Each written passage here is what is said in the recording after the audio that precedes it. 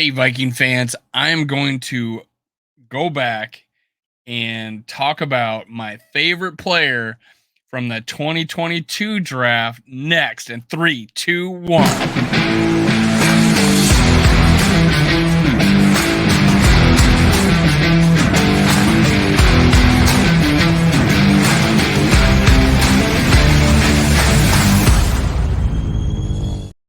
Gather around, Skull Brothers and Sisters. This is Skull World, brought to you by Minnesota Sports Talk. I'm your host, Dave. You can follow me on Twitter, TikTok, and Facebook at Skull World. Make sure do one thing for me. Just hit like. Get me to 50 likes. That'll do it. Subscribe, like, and comment. Help the channel. I appreciate it. That's the only way you really can. I appreciate it. But I'm gonna talk about Jalen Nailor, who's he was my favorite player coming out of the 2022 draft from the Minnesota Vikings. I said he was the best value. I also had Ty Chandler and Boo Jr. Boo Jr. injuries. Ty Chandler stuck in the depth chart, but Dalvin Cook's gone. Might have to revisit him too. But today, Jalen Nailor, man, they have. I think Purple Daily has Mr. Mankato. I think he would qualify this year because he was higher. He was lower than the third round pick. He is not an established NFL player, I don't believe. But who knows? I think they may have disqualified him this year for it, but they shouldn't. Jalen Nailor, he didn't have many catches, but he had over like 170 yards. But he had a really good game against the Bears. Go back and look at those catches that he made. His routes, he looked dominant. The safety that blew the tackle was a starter on his 40 plus yard touchdown catch. I like him. Jalen Nailor. The reason, number one reason why he didn't get any time or didn't get any pub, he got drafted in the 6th round because of injuries throughout college. The last one being his hand. He was having a healthy season. He had 9 games and he broke his hand. This guy was going to have over 1,000 yards, was going to get drafted much higher, and then he broke his hand. This guy just had bad luck. I think it's a similar situation to Diggs. Come out of college, Diggs was hurt. Diggs went in the 5th round. Diggs was talented. Jalen Nailor was very effective every game, his whole career. It's just that he was marred with injuries. Now, he's not under any pressure. He has now had 2 years of, working, or at least 1.5 years of working with NFL teams, nutrition, physical training, being a smarter player, how to take care of yourself, being a professional. That goes a long way. Going from and jumping from jumping from year 1 to year 2 is a huge jump. Now, when he got in and played, he played well. People says, "Oh, it's against scrubs, whatever." He played well. That's all you have to hear. He played well in preseason. They dumped guys that he was way behind the depth chart. He beat out guys. Guys got released or got put on practice squads. He made the team. Jalen Nailor made the team. They didn't. He showed up. Now go look back and you'll see the history of the Minnesota Vikings. Randy Moss, they started right away. Good move. Stephon Diggs didn't even dress. Got to play, killed it. Then we had Adam Thielen, year 4. Diggs, it's his rookie year. He gets hurt. Adam Thielen's able to jump in and get 100 yards. Adam Thielen had similar situations where he sparked in special teams. Jalen Nailor sparked in special teams. And then when he did have an opportunity, got a big play. In Thielen's case, he blocked a punt. Jalen Nailor caught a first down on a on a fake punt. Other situations too, he looked pretty good in special teams, but Thielen had a huge catch. I forget which year it was. Totally goes ignored. Jalen Nailor, a huge catch. Everybody makes excuses that it's not against starters. Not true. Safety was a starter. Missed the tackle. So Minnesota Vikings got a little hidden gem sitting there 4th on the depth chart. He's moved up I do not see this guy not being any lower than fourth on the depth chart. And the two guys ahead of him, KJ Osborne, inconsistent. He's not a high end number 2 starter. And then you got Jordan Addison, could be a high end starter, has not practiced. They're bringing him along slowly. Some injury happened in rookie minicamp. He looked good in rookie minicamp. Don't mind you. I think we got what we expected. But imagine, let's say KJ Osborne moves on. Imagine having Jordan Addison and then Justin Jefferson, Jordan Addison, and Jalen Nailor. That is a nice top 3 receiving core. You may not know how good a player we have in Jalen Nailor. They call him Speedy Nailor. Let's talk about him, man. I'm gonna bring up one. You know what I'm gonna do? I'm gonna bring up something first. I'm gonna bring up his track. Now, here's his track. He was a freshman in 2015 in high school. It ran 11.8. That would be good in like South Dakota, but not where he was from. But he did, 16, 17, 18. Senior year, 10.7. Personal record, 10.7. Pretty good. This is a pretty good time for a senior in high school. All right. Outdoor freshman, 23.67. Not bad, actually. Not bad. He seems to be good, a little bit better at 200. 21.57. My slow ass ran like a 12.5. And that was my senior year. Pretty slow. And I ran like a 20, I want a 4.5, maybe 25, right somewhere around there. Slow. That's pretty impressive in high school. No, this is funny. He ran a quarter mile a freshman year. I actually beat this time. I ran a 57 my senior year. That's pretty slow, honestly. Pretty slow. 52 was good for my my high school years. 52 was 49 was elite. Holy crap, you're getting a scholarship. But nothing compared to what they do in the Olympics. But the fact that I have a better 40 time this is his personal record. My personal record is better than Jalen Nailor's. So this whole Speedy Nailor and how he was a track star, he was pretty good at track. But the fact that I have a personal best better than his personal best, I'm pretty happy about that. 4x100 relay, this doesn't matter. He was part of that, but he was the pretty decent times with the 10.7, 20.57. The fact that, and I'm gonna bring this up. I have a faster 400 time than Jalen Nailor, but he quit doing it as a freshman. I did it as a senior. So that's hilarious. Now, let's talk about that. Was just the only reason I did that is because when I saw that I had my personal best was better than his. Oh, you know what? Let's look at a picture of him. This is a Jalen Nailor in high school. There was a better picture. Dang it. Let's just bring up one. All right. There he is. That's Jalen Nailor. He's solid. He looks solid in high school, right? Bishop Gorman. But the only reason I brought that up is because my slow ass had a 40 time better than Jalen Nailor did, even though he was a freshman. I was a senior. Anyways, that shouldn't happen though. But here's some stats of him in college. He had sophomore year. Looks like he had 2 sophomore years. That's probably COVID. 25.7 average.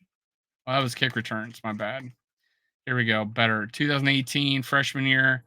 17.3 yards per catch. Man, not bad. Not bad. 2 TDs. 2019. Even more injuries. 7.1 bad season. What a rebound. 2020. 7 games. 19.8 yards per catch. 4 TDs. 2021, 18.8 yards per catch, 6 TDs. Michigan State's not an explosive offense when he played, but he was killing it in yardage. This was the senior year, or junior year, fourth year in college, but 4 years. 18.8, 700 yards. He was going to easily have 1,000 yards if he played every game. Easily have 1,000 yards, I believe, if he played every game, and he was 18.8 yards per catch. This is solid production. This this got him in the draft. However, Kwesi does not just look at total, hey, stats.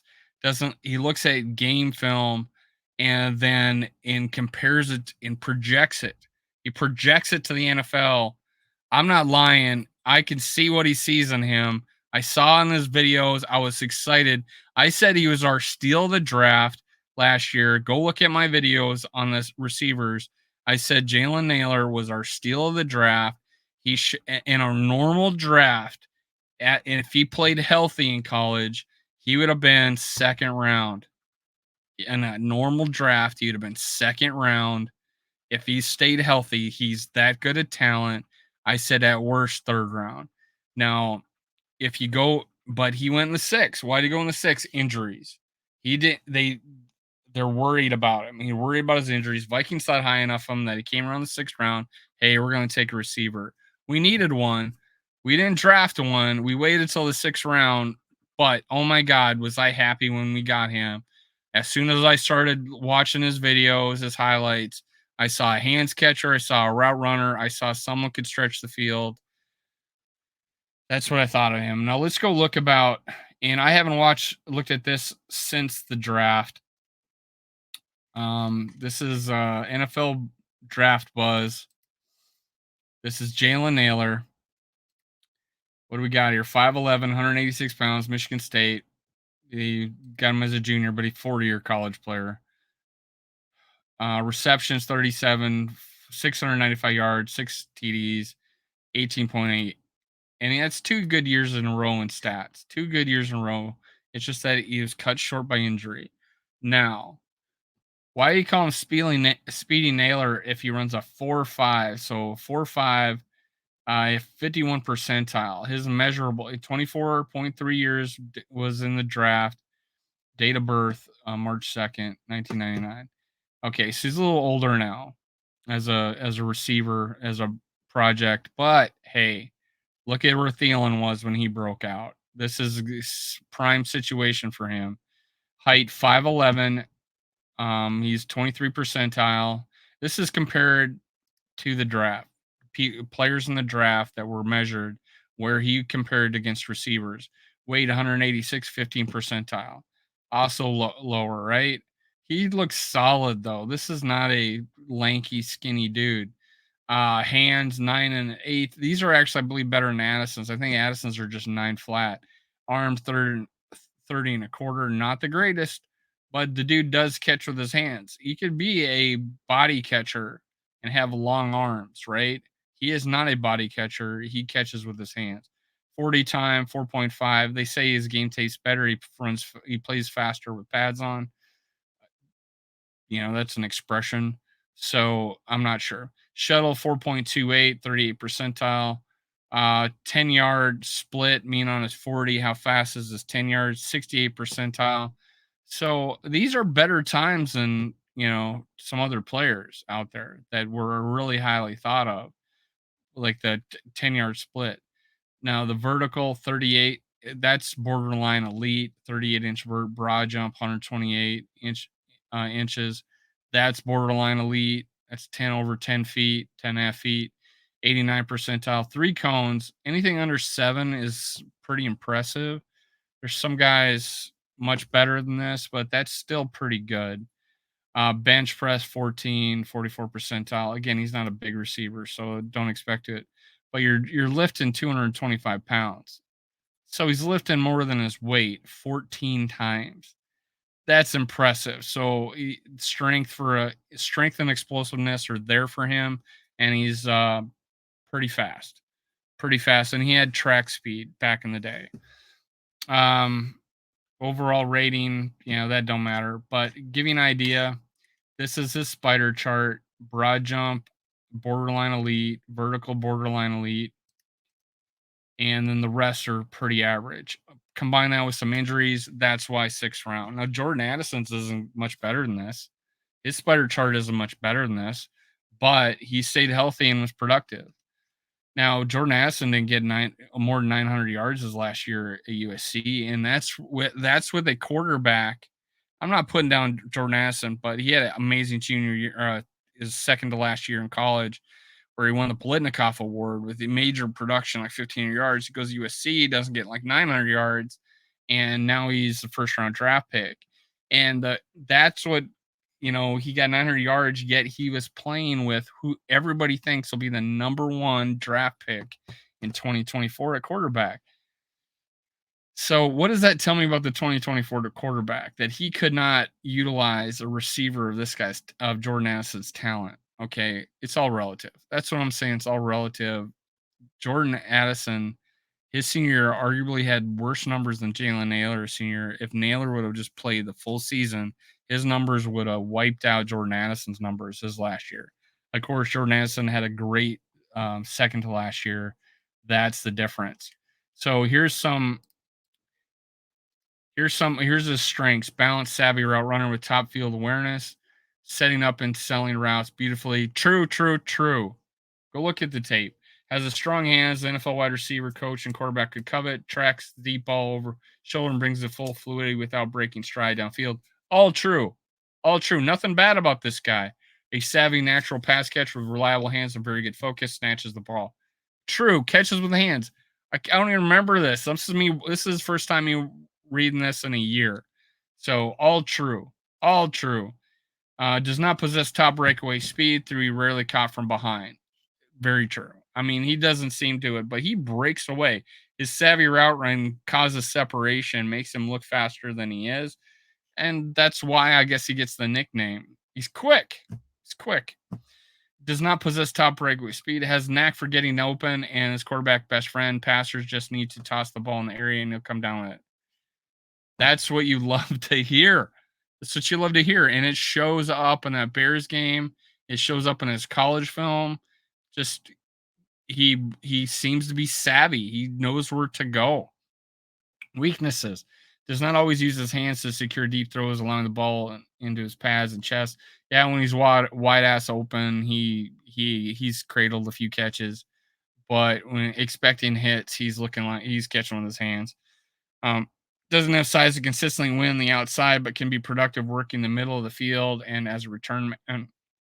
We're not looking at him as a return man, although he did return punts. Hopefully, he'll have an opportunity there. His only average height and overall length, lacks initial burst off the line of scrimmage, and has more build-up speed and track wheels, limited explosiveness and flexibility, and will struggle to separate against pro defensive backs. Well, he hasn't showed a struggle to separate against pro defensive backs because he has done that.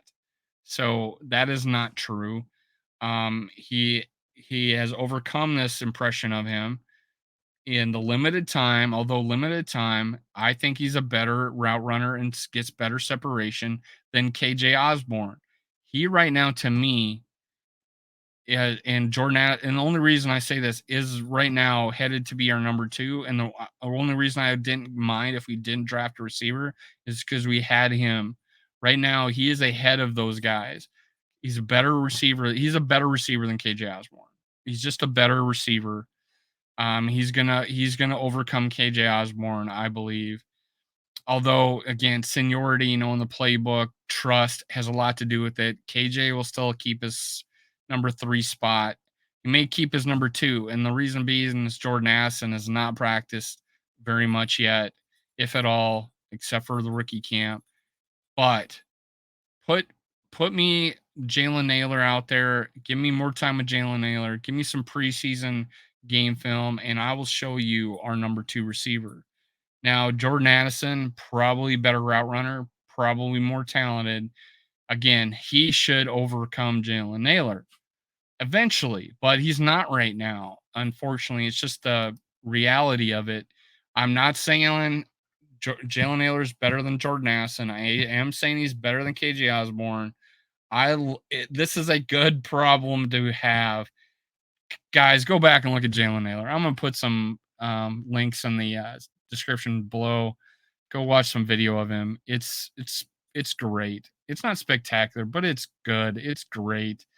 Jalen Nailor, we could have had him as our number 2 receiver and drafted a high-end defensive player, and I would have been happy that we kept Jalen Nailor as, potential number 2, drafted quarterback or receiver later. I would have been happy with it. I'm happy with Jordan Addison. I am not happy with our defensive draft this year. We need a big time defensive pass rusher. We do not have one. Especially if we lose Daniil Hunter, we may have made a mistake, but we did get a good player in Jordan Addison. I'm not dispelling that, but Jalen Nailor could have, if we put more trust in him, we could have put our effort towards a better defensive player in the draft, and a Mozzie Smith, or just anybody on the defensive line that would have helped us. Skol Vikings. Let's go. Jalen Nailor, man, fighting for number 2, definitely number 4. Let's go. Cue the music.